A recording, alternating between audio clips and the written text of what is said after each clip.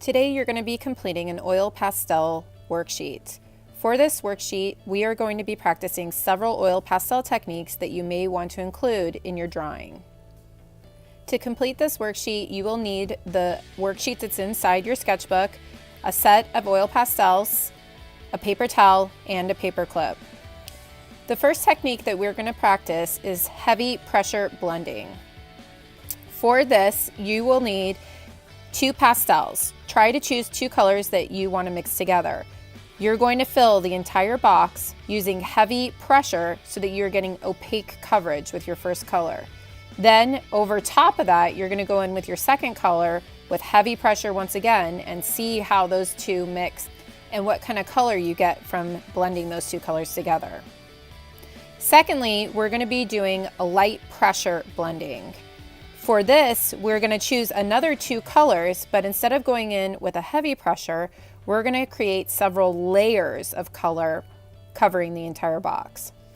I chose yellow, and as you can see, I'm filling the entire box with light pressure, so there's still white paper showing through. Once I fill the complete box with the yellow, I'm going to come in with my second color. I chose orange, and I'm going to add another light layer over top of my yellow layer. I'm trying to get a consistent value, an even value, even coverage of the box. I'm not going to blend with my finger. Instead, I'm going to come back with a third layer, again with my yellow, and I'm going to add another light layer of color onto that. It'll start to blend the orange with the yellow. I may need to come back once I've finished with my third layer of yellow and add one more layer of orange to try and even out the blending.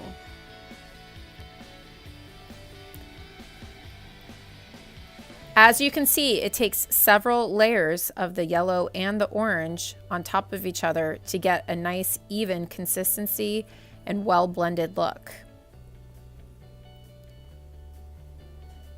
Next, we're going to practice the technique called scumbling.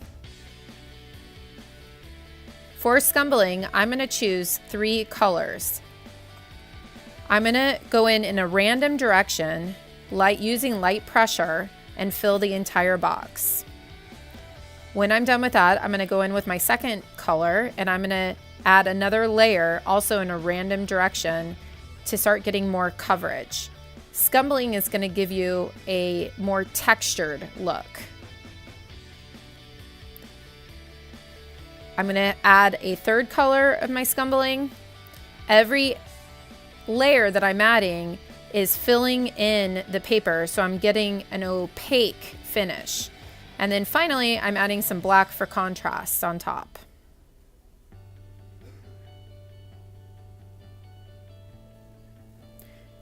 The next technique is called sgraffito. To get the sgraffito look, you're going to start by adding a couple of layers using heavy pressure.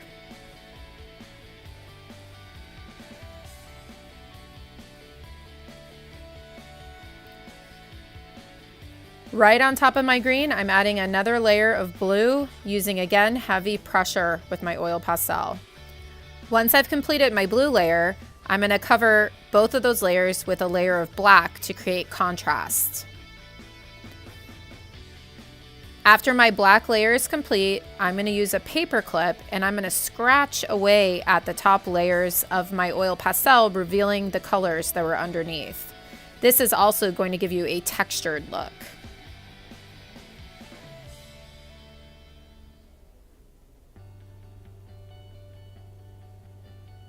The next oil pastel technique we're going to practice is creating a smooth and even value scale.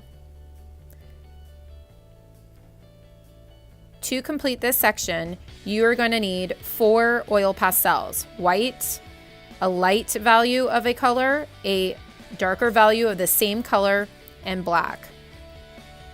You always want to clean your pastels before you start so that you don't get any unwanted colors mixed in with the pastel. Notice that I am going in a horizontal line direction and I am using light pressure. As I go in with my second color, pink, I am still using the consistent horizontal line direction and I'm still using light pressure and I'm overlapping some of that pink on top of the white. Now I'll come back with my white and I will add another layer of the light pressure, blending the pink into the white. You want it to look like the white is just gradually changing into that pink. I'll bring another layer of my pink out further using light pressure, and now I'll start with my red, and I will overlap the red on top of the pink, again using light pressure in that same horizontal line direction. Once I get my red in there, I'll have to come back with my pink and I will have to blend with my pink. Remember that using oil pastel, you don't want to use your finger to blend it out. You want to use the oil pastels to blend it out so you have a nice thick coverage of oil pastel. Finally, I'll come in with my black very lightly because black has so much contrast that it'll totally take over your other colors. So I want to use black very sparingly. I will finally come back with my red and I will blend the black out with the red so that in the end, it looks like I have a nice even transition from white to light to red to black. The next technique we'll practice is a color to color transition. To create our color to color transition, we will need 4 pastels. You need to have 2 pastels that are in the same color but different values, and 2 pastels that are in a different color but 2 different values as well. I'm going to do the same technique that I did for my monochromatic value scale, but this time I'm using different colors. So for my example, I'm using a light blue. I'm still using a horizontal line direction. I'm using light pressure. I'm going to come in with my light blue and I want it to gradually fade to my dark blue. So I'm overlapping my dark blue. I'll come back with my light blue to blend those out. Again, not using my finger to blend, but using the oil pastels to blend. Once I've blended my transition of light blue to dark blue, I will start to overlap my dark green on top of my dark blue. You'll get a better transition if you go from light to dark and then transition into your other color's dark value and then back to light. So once I have my light layer of my dark green, I'm going to overlap my light layer of my light green, and then I will come back with my dark green to blend it out.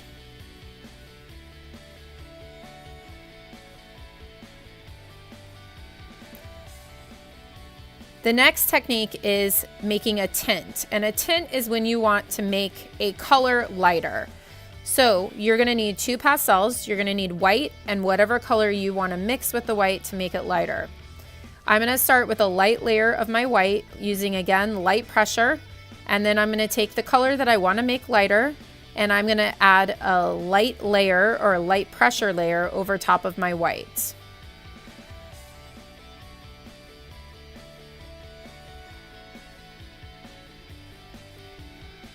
I will have to come back with my white and blend those 2 layers together.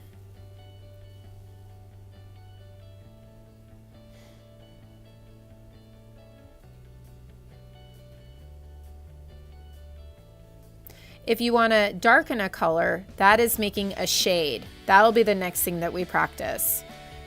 To darken the color, you want to first start with the color that you want to darken. I'm adding a light layer over the entire square, and then I will come back over top of that with a light layer of black, and then I will blend the 2 together with the original color violet.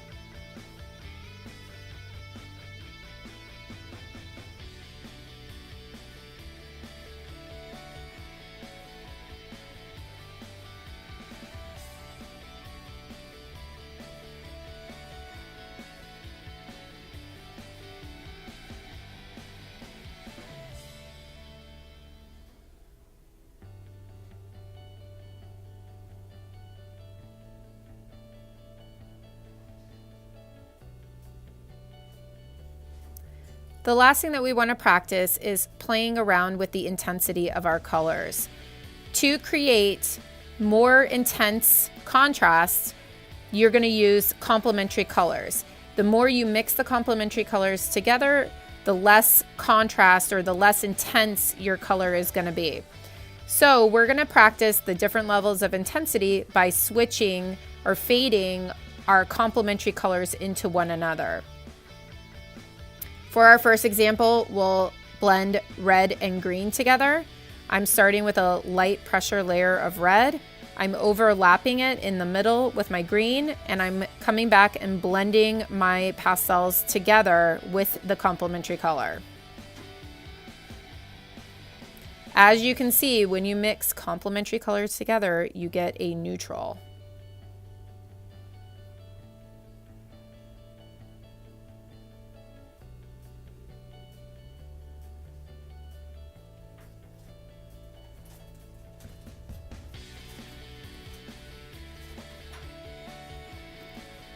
My second set of complementary colors mixed together is going to be blue and orange.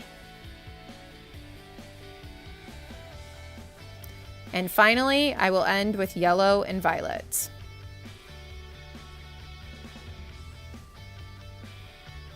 This is what your worksheet should look like when you are completed with it.